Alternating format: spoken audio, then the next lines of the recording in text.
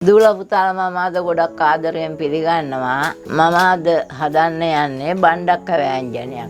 අපි එනම් බලමු බණ්ඩක්ක වෑංජනේ හදන්නේ කොහොමද කියලා. බණ්ඩක්ක වෑංජනයට අවශ්‍ය වෙන දේවල් බලන්න. බණ්ඩක්ක වෑංජනේ බණ්ඩක්ක 250යි. මේ බණ්ඩක්ක අපි ලා බණ්ඩක්ක ගත්තේ. ලා බණ්ඩක්ක ගන්න ඕනේ. ගන්නකොට අපි බණ්ඩක්ක හොදලා කපාලා සුද්ධ කරලා මෙයා කළා අරගෙන තියෙන්නේ. බණ්ඩක්ක මම ගෙනාවේ අනුරාධපුරෙන්. ඒ මොකද මගේ මේ YouTube channel එක ලක්ෂ්‍ය වුණු සතුටු නිමිත්තෙන් අපි ගියා අනුරාධපුරේ වන්දනා ගමනක්. අනේ ගිය වෙලාවේ තමයි මේ බණ්ඩක්ක අරගෙන ආවේ. ලාම බණ්ඩක්ක ගෙනාවේ. බණ්ඩක්ක ගන්නකොට ලා බණ්ඩක්ක ගන්න ඕනේ. ඉතින් මේ බණ්ඩක්ක ටික හදා ගන්න අපි බණ්ඩක්ක 250ක් කපාලා හොදලා කපාලා ගත්තා. කටලුණු ගෙඩියක් සුද්ධ කරලා ලියාලා ගත්තා. රම්පේ කැබලි ටිකක් ගත්තා. කරපුංචයිති දෙකක් අරගත්තා අපි.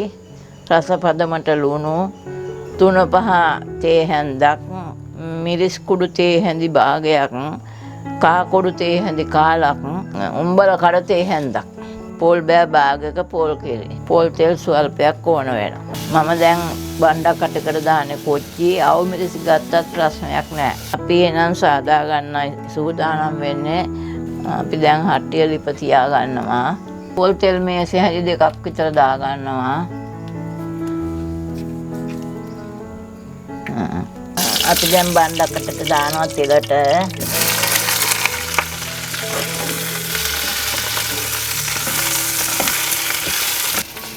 දැන් බණ්ඩක්ක ටික අපි කවලම් කරනවා තෙලෙන් බැදෙන්න.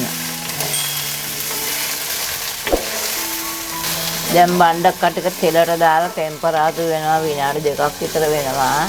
අපි දැන් දා ගන්නවා මේ රම්පේ කරපුංචා, රටලුණු, අවු මිරිස් ඒ සියල්ලම දාගත්තා.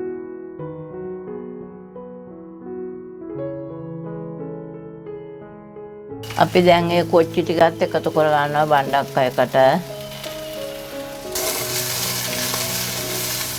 උම්බල කඩ ටිකත් අපි එකතු කරනවා බණ්ඩක්ක එකට. බණ්ඩක්ක කියන්නේ ගොඩාක් ගුණ ආහාරයක්. විශේෂයෙන්ම ළමයි හම්බ වෙන්න ඉන්න අයට හොඳ ආහාරයක්. ගොඩක් ගුණයි. ළමයි හම්බ වෙන්න බලාපොරොත්තුෙන් ඉන්න අයටත් බණ්ඩක්ක හොඳයි. මලබද්ධය වළක්වනවා. අපි දැන් පොල් කිරියකට රස පදමට ලුණු දාගත්තා. අපි දැන් කිරි ටික බණ්ඩක්ක ටිකකට එකතු කරනවා. පොල් කිරියකට රස පදමට ලුණු දාලා තියෙන්නේ.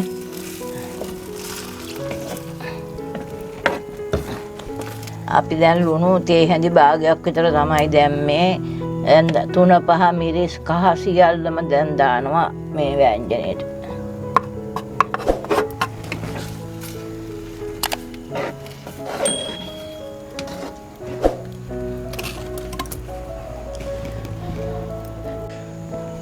බණ්ඩක්ක කන එක ප්‍රතිශක්තිය වැඩි කරනවා. දිය වැඩි ආවටත් හොඳයි. බණ්ඩක්කා ඇදුම රෝගය හැදිච්ච ඇත්තොන්ට හතියට බණ්ඩක්ක හොඳයි.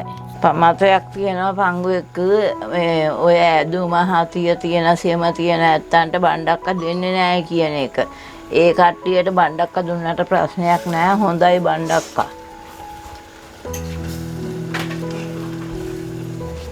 අපි දැන් බණ්ඩක්ක වෑංජනේ බා ගන්නයි සූදානම් වෙන්නේ. බණ්ඩක්ක ලිපේ තියාලා විනාඩි 8ක් විතර ගියා. කිරි ටික දාලා විනාඩි 3ක් විතර තමයි ගියේ. අපි දැන් බානවා.